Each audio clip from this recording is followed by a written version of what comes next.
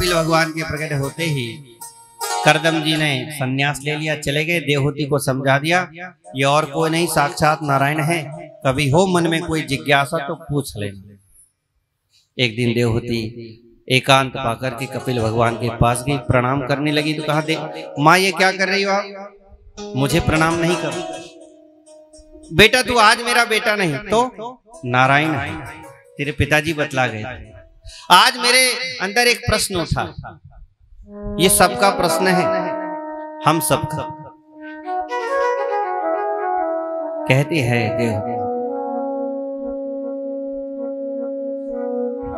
तम त्वागताहं शरणं शरण्यं स्ववृत्ति संसार तरो कुठारम्। आज मैं आपकी शरण में हूं। एक अज्ञानता का वृक्ष उगाया है, अपनी ज्ञान की कुल्हाड़ी से इस वृक्ष को काट दीजिए।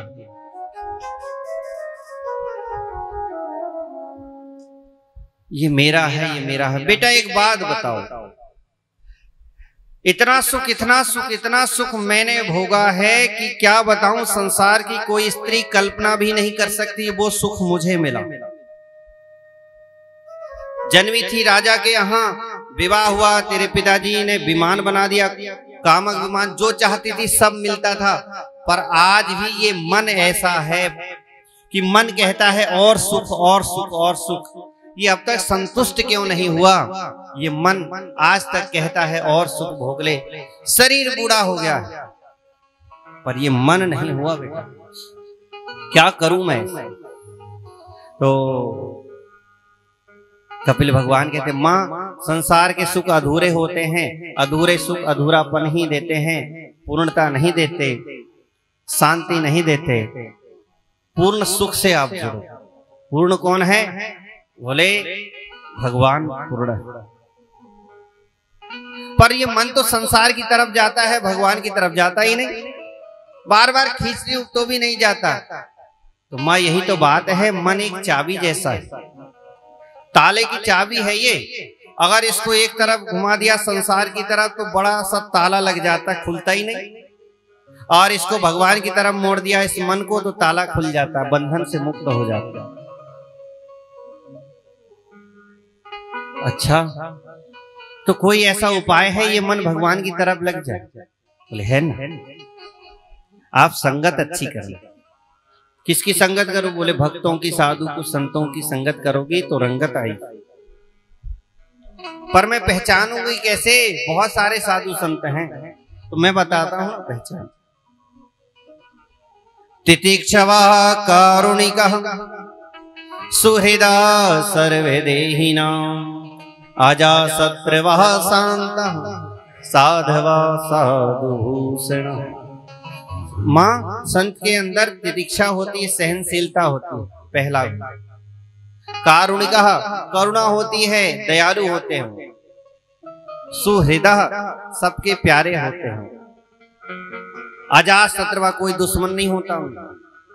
और शांत होते हैं, शांत।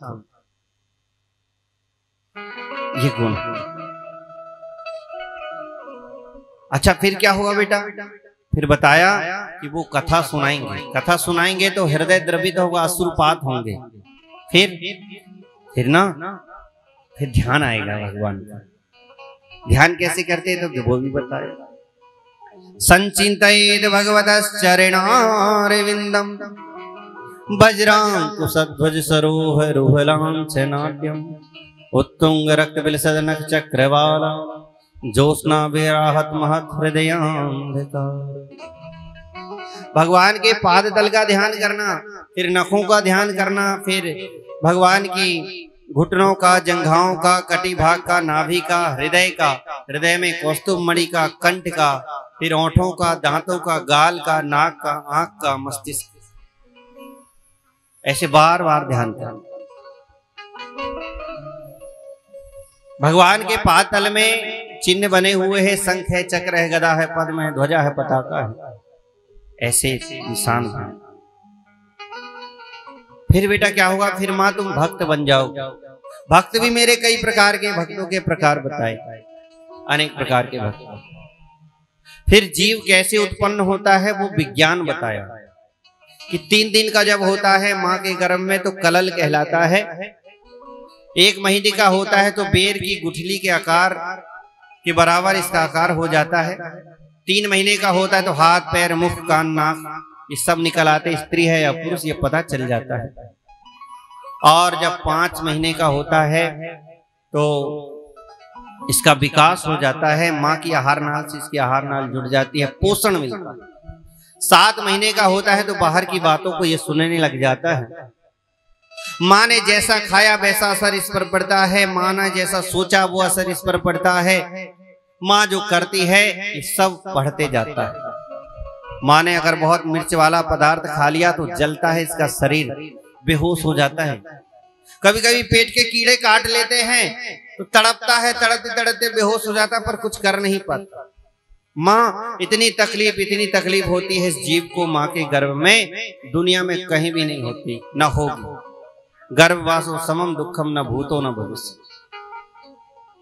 तब बेटा फिर क्या होता है, माँ जब 9वां महीना पूरा होता है, 10वां महीना लगता है, भगवान से बहुत प्रार्थना करता है, जीव निकाल लो सरकार, निकाल लो। तब भगवान प्रसूति वायु से इसे बाहर निकाल देते हैं। बाहर आते ही इसकी पीठ ठोकी जाती है, ये चिल्लाता है, क्वाहम क्वाहम क्वाहम, क्वाएं क्वाएं करके रोता है। मानो पूछता हो मैं कौन हूं, मैं कौन हूं। तो माँ कहती तुम मेरा बेटा, ये तेरे पिताजी है, तेरे भाई, ये बंधु, ये दोस्त, ये दुश्मन। वादा करके वचन देकर आता है मैं आपका भजन करूंगा, लेकिन पैदा होते होते बेहोश हो जाता है, होश में लाया जाता है, तब अपने आप को संसारी जीव मान लेता। बड़ा शुद्ध बुद्ध ये होता है। ये सारी बातें बतलाई जन्म की, जीव के। देवहूति मैया ने कहा अब मैं समझ गई। ध्यान लगाया, ध्यान लगाते ही शरीर जल रूप में परिवर्तित हुआ, एक नदी बन गई। कपिल भगवान ने माँ को प्रणाम किया और गंगा सागर की तरफ चल दिए।